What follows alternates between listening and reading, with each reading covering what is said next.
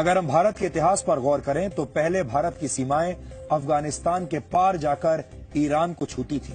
शायद आपको ये जानकर बहुत हैरानी होगी कि वर्ष 980 में यानी आज से करीब 1000 साल पहले अफगानिस्तान पर राजा जयपाल का शासन हुआ करता था और वो एक हिंदू राजा थे, लेकिन मुसलमान सुल्तानों ने उन पर हमला करके उन्हें सत्ता से बाहर कर दिया था और इसके बाद धीरे धीरे अफगानिस्तान भारतवर्ष के नक्शे से बाहर चला गया। अब आप जरा विचार कीजिए कि आज पैदा होने वाली भारत की पीढ़ी क्या इस बात पर कभी भरोसा कर सकती है कि अफगानिस्तान में कभी हिंदू बहुसंख्यक थे और वहां के राजा हिंदू हुआ करते थे।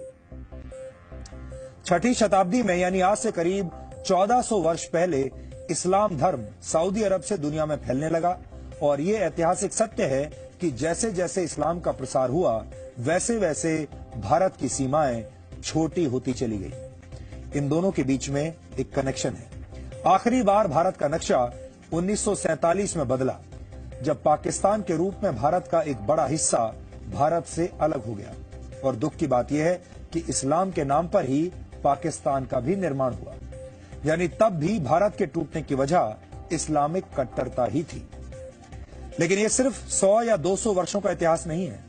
पूरे 1300 वर्षों तक यानी 1300 वर्षों तक भारत में हिंदुओं का दमन हुआ। भारत पर सबसे पहला सफल हमला मोहम्मद बिन कासिम ने किया था।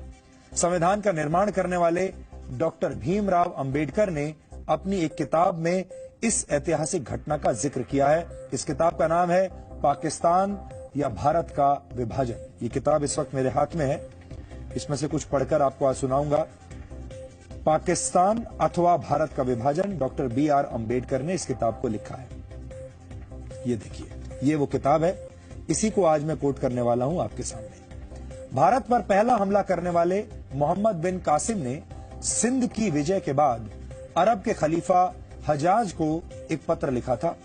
इस पत्र में क्या लिखा था, इसका जिक्र BR अंबेडकर की इस किताब में मिलता है और क्या उसमें लिखा है मैं आपको बताता हूं। इसमें लिखा है, इस संबंध में हजाज को भेजे गए एक पत्र में मोहम्मद बिन कासिम का एक उल्लेख विचारणीय है। राजा दाहिर के भतीजे, उसके योद्धाओं और प्रमुख अधिकारियों को ठिकाने लगा दिया गया है और मूर्ति पूजकों को या तो इस्लाम में दीक्षित कर दिया गया है अथवा उन्हें तबाह कर दिया गया है। मूर्तियों वाले मंदिरों के स्थान पर मस्जिद और अन्य इबादत स्थल बनाए गए हैं। कुतबा पढ़ी जाती है, अजान दी जाती है ताकि निर्धारित घंटों पर इबादत हो सके। तकबीर और अल्लाहू अकबर की सदाएं हर सवेरे शाम गूंजती हैं। यह पत्र राजा के सिर के साथ भेजा गया था। इसे प्राप्त करने के बाद हज ने अपने सेनापति को निम्नलिखित पत्र भेजा। अब हजाज ने क्या वापस पत्र भेजा वो भी सुनिए।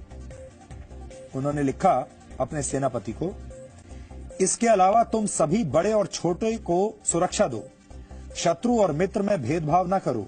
खुदा का कथन है कि मूर्ति पूजकों से कोई रियायत न बरतो। मूर्ति पूजकों से यह मतलब है हिंदुओं का। मूर्ति पूजकों से कोई रियायत न बरतो अपितु उनके गले काट दो। ये समझ लो कि यही महान अल्लाह का आदेश है। तुम्हें अभयदान देने के लिए तुरंत तैयार नहीं होना चाहिए क्योंकि इससे तुम्हारा काम और बढ़ जाएगा। इसके बाद उन दुश्मनों के अलावा जो सामान्य सैनिक हैं किसी को न बख्शो। ये BR अंबेडकर की किताब है। भारत में हिंदुओं के नरसंहार का एक लंबा इतिहास रहा है और वो भी आज हमने आपके लिए निकाला है। वर्ष 1265 में दिल्ली सल्तनत के सुल्तान गयासुद्दीन बलबन ने मेवात में 1 लाख राजपूतों का कत्ल करवा दिया था। मेवात आज भारत के हरियाणा राज्य का जिला है। वर्ष 1303 में दिल्ली के सुल्तान अलाउद्दीन खिलजी ने चित्तौड़ पर हमला करके 30,000 हिंदुओं का कत्ल कर दिया था।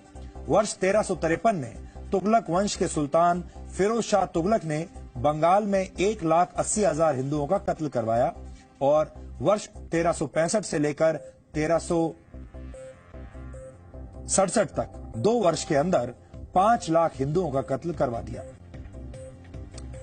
इसके बाद वर्ष 1398 में तैमूर लंग की सेना ने दिल्ली पर हमले से पहले 1 लाख हिंदू कैदियों की हत्या करवाई।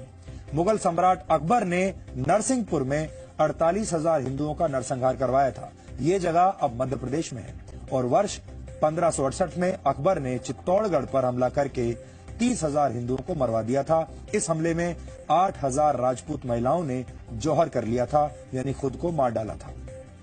वर्ष 1338 में ईरानी हमलावर नादिर शाह ने भारत पर हमला करके 2 साल के अंदर 3 लाख हिंदुओं को मरवा दिया था। इसके बाद हिंदुओं को थोड़ी राहत मिली क्योंकि पंजाब में सिख और महाराष्ट्र में मराठों ने मुगल साम्राज्य की नींव हिला दी। लेकिन इसके बाद वर्ष 1947 के पहले भी हिंदुओं के कई नरसंहार हुए। वर्ष 1921 में केरल के मालाबार में 2000 से ज्यादा हिंदुओं को मार दिया गया था। इस नरसंहार की वजह खिलाफत आंदोलन को बताया जाता है। इसके बारे में भी हमने आपको कल पूरी जानकारी दी थी। और वर्ष 1946 में मोहम्मद अली जिन्ना ने पाकिस्तान की मांग मनवाने के लिए डायरेक्ट एक्शन डे की धमकी दी थी। तब कलकत्ता में दंगे हुए थे और इन दंगों में भी 7,000 से 10,000 के बीच हिंदू और मुसलमान मारे गए थे। और इसी साल नोआखाली में ही जिन्ना की मुस्लिम लीग के इशारे पर दंगे हुए, जिसमें 5,000 हिंदुओं को मार दिया गया था। नोआखाली आज बांग्लादेश में है। इसके बाद जब बंटवारा हुआ और पाकिस्तान बना, तब पश्चिमी पाकिस्तान और पूर्वी पाकिस्तान में लाखों की संख्या में हिंदुओं का नरसंहार हुआ था। हमने जिन इतिहासकारों की किताबों से इन संदर्भों को लिया है, उन सभी किताबों का नाम भी आपको इन तथ्यों के साथ साथ हमने आपकी स्क्रीन पर दिखाया है।